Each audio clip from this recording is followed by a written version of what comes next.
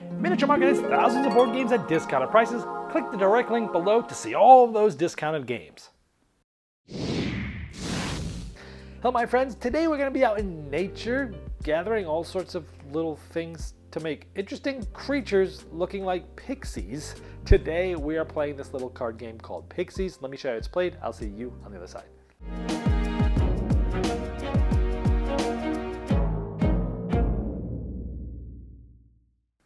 In Pixies, this game uses some really kind of wacky, crazy art. It's actually photographs of pieces of nature that this artist finds out in nature and then creates things with them, like animals and such. It looks really cool. And essentially there are suits. So we have green, red, yellow, blue, and wild, for example. And we're going to be doing all sorts of different things with these cards. Now the game is played over 3 rounds. Each round is going to score. And so what you're trying to do, what you'll notice here, I'm showing you what it might look like at the end of a round. Now you'll notice these numbers are on a 3x3 grid, and you'll notice the numbers are in order. So this is 1, 2, 3, 4, 5, 6, 7, 8, 9. Those are that's the grids, and you can only place the number that actually matches that spot in the grid. Now at the end of the round, each player is going to score their own grid three different ways. Number one is we're going to look at all the swirlies here. Those are all positive, and we're going to look at all X's. Those are going to be negatives. So like here we have 1, 2, 3, 4, 5, 6, 7, 8, 9, 10, minus 1, 2, 3. So that's 7. However, this card says 1 point for every red card. So we have this one because it's wild, 2, 3, 4. So we have 4 more, 5 more. And then this one says 1 for every yellow card, 2 more. So you'd add all those up. Next, we're going to look at your largest contiguous group of your single color. So here we have 1, 2, 3, 4, 5. They all touch contiguously. This is wild. This could be wild for this color, but wild for these colors. Oh yeah, this is 1 point for each yellow. It's 1, 2, 3, because this can be all colors at the same time, essentially. Then we're going to look at the numbers. Now you'll notice some of these cards have nothing. You don't get anything here. Some of these just has 1 card face up. These do not score for the number. Neither does this one. Why? Because it only has 1 card. I'll show you how you do this later, but only when you have a card face down and a card face up, it's known as validated. So we have here, here, here, and here. Because all those cards are validated, you get face value. So I have 1 plus 4 plus 5 plus 8. But again, only if you have 2. This isn't here. If this was here, this would have been great because this would have gotten 9 points. This would not have gotten anything. So you add up all those points between color groups, little scoring aspects, and then if they're validated, the face value, and that's going to be your points.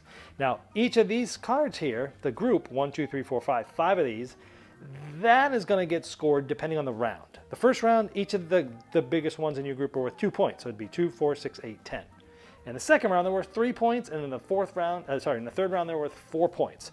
So the grouping of the largest color gets more and more. The scoring gets better as the rounds go on. You're going to play 3 rounds, score it like that, and whoever has the most points is the winner. So let's show you how you get these cards. This part's really simple. Here we're playing either a 2 or 4 player game. That'd be 1 card per player. If you're playing with 2 players, you'll be drafting 2 cards. So if I'm first in turn order, I might take this 7 and I place it in the grid in front of me. That is where the 7 is. And the other players will draft. Whoever drafts last doesn't have a choice. 4 more cards will get flipped up. Whoever picked last gets to pick first. So essentially, first player moves counterclockwise, where people draft clockwise. So I put the 7 here. This is the last row of my grid. Now, let's say, I get a 6. Well, I'm going to put this here. Let's say I get a 5. Well, I'm going to put this here. So like that. Let's say I get a 4. I'm going to put it here. Always face up the first card. Now let's say I get another 7. I already have one here. I get to decide which one will stay face up. Do I want this yellow one with 1, 2, 3, 4, 5 X's, which is basically minus 5? This would only be 4 once it's validated. Or this one. Well, this one's better, right? So I will flip this one down, leave this one on top. This one's validated. Now it's going to score me 7 points at the end of the round because it is now validated. So you keep doing this until one player has cards in all 9 slots, and then the round ends. Now once in a while you'll get stuck with a card where it's already validated. In this case, you take it, you put it face down, and you place it in any open spot. Now when you play a second card, it's going to automatically validate right away. That's pretty much it. At the end, you score it the way I showed you for the 3 different rounds. Again, the big grouping scoring being more and more powerful as the game goes on. Whoever has the most points at the end of the 3 rounds is the winner. First thing I like about this is the wacky, yet interesting, yet clever, yet creative, nature-themed physical art. When I first looked at this, I was like, is this claymation? What is this? Is this a photo? Is it clay? What the heck is this thing? And if you look up the artist on Instagram, this person has a huge following where they like go out into nature, find all these little things, and then like make things of them and take photos of them. And this person's huge on Instagram, and now the publisher saw that probably, was like, oh, this is really cool, let's put it into a game. That's cool. The art in this game, it's really cool. It's striking, it's different. It makes you really look at things and go, this is odd, but it's cool. I like it. I like in this game that you're always thinking short-term and long-term at the same time, because you're trying to figure out, which one of these 3 or 4 cards do I want? This one will be good for me right now, and I know I'll be able to validate this card, get points, but this other one over here will help build a bigger group of the same color, which will be good, especially if it's the 3rd round, stuff like that. So you're always thinking of short-term and long-term planning. I like that. I like that your card doesn't score unless it gets validated. So you might want the 9 and you put a 9 down there, but if you don't get another 9, you're not getting that face value. You're only getting some of the other things that card does, which often is a lot of X's, which is minus points. And also, the cards in the fringes, like the 9s, there's less of them than the ones like in the middle. So it's harder to get those edge ones than the middle ones, and that plays into it too. The goals are often at odds with each other. You might want to validate this card, but it's going to stop you from doing this. Maybe you're trying to debate whether you want to do the color group or the symbols. Like, you're always trying to go, oh, I want this one for this, but I get to validate, but this one has 4 swirls. This one's going to be great, but it takes 3 points away, but it also goes to this. It's like you're always weighing these decisions, and they're simple. It's tough. It's easy to play, but it's tough to make some of these decisions. I like that you take a number that you've validated to end an early round, so sort of filling in the last spot. So you're really trying to figure out when to end the round, and I like that because I like it in games where you can decide, when to pull the rug out from underneath other people, and that's kind of fun too.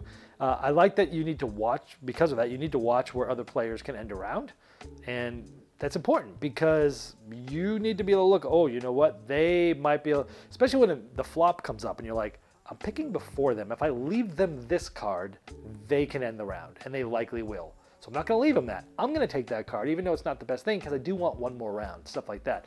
So I like that. The push and pull at the end of the round is always fun, and you could definitely hate draft what the other next player needs. Oh, you really need that 9? That's going to get you 9 points plus 3 swirlies?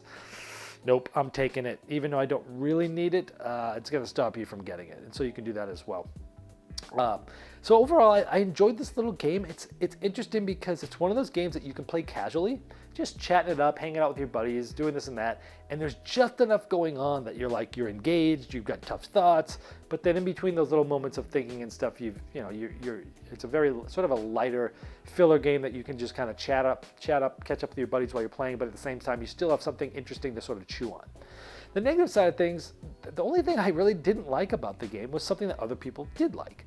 On each of the rounds, 1st, 2nd, and 3rd, it's pretty much the same game, and the scoring is the same, except the grouping of your largest color, it goes up. It's 2 points for each card in your largest group in the 1st round, then 3, then 4. So as you play the same game with the same rules, with the same cards, one aspect of scoring becomes better than all the others. And so as it goes on, the 1st round, say even versus the 3rd round, I felt like it took agency away from you without making anything harder to do, without any cards being removed, without changing the input that you have. Your output changes, which means your decisions are going to change based solely on that and nothing else. And in my opinion, that took agency away, because in the 3rd round, I'm like, well, these tough decisions that I used to have, which was I'm going to put this here for a group, or I'm going to get this over here and try to get it validated. Well, now I'm like, well, no, I got to go with the group, because if I get it, it's going to be, it's going to be 4 points per card, right? Like it takes those decisions and makes them more obvious. It makes them less interpretive. It makes them less. Let's see how this plays out. It's almost like, as the game goes on, you have less and less tougher choices because you get more points for the grouping. So those are more important most of the time. And I did not like that. Other players are like, no, I do like it. It kind of allows you to play the same game 3 times in a row, essentially, 3 little rounds, because 3 rounds is the game. but they're like, you know, it sort of shifts your focus where some things are more important earlier in the game and some things are more important later in the game. Other people I played with liked that. I personally did not. I don't typically like it when scoring changes in the game when nothing else changes. So that's just me. It's not enough for me to not recommend the game. I like it. I enjoy it. I'll always play even by these normal rules. But for me, it's like, yeah, I could see they were trying to switch something up and be a little clever. But for me, I didn't like that. But that's Pixies. It's a fun little filler card game with cool art that you can play pretty quickly that has some good thinking. This has been the Game Boy Geek, breaking down barriers, growing relations to board games by helping you find the next one you love. Game Toppers upgrades every game you play, and they'll be launching the 4.5 Kickstarter this July, which will introduce the new Galactic Minecraft Game Topper, as well as new miniature game terrain packs, leg kit options, dining covers, accessories, and amazing package deals. Game Toppers will be at the Origins Game Fair in Columbus, Ohio, June 19th to 23rd at booth C2119, where some of these new items will be demoed, so stop by there or check them out at GameToppersLLC.com.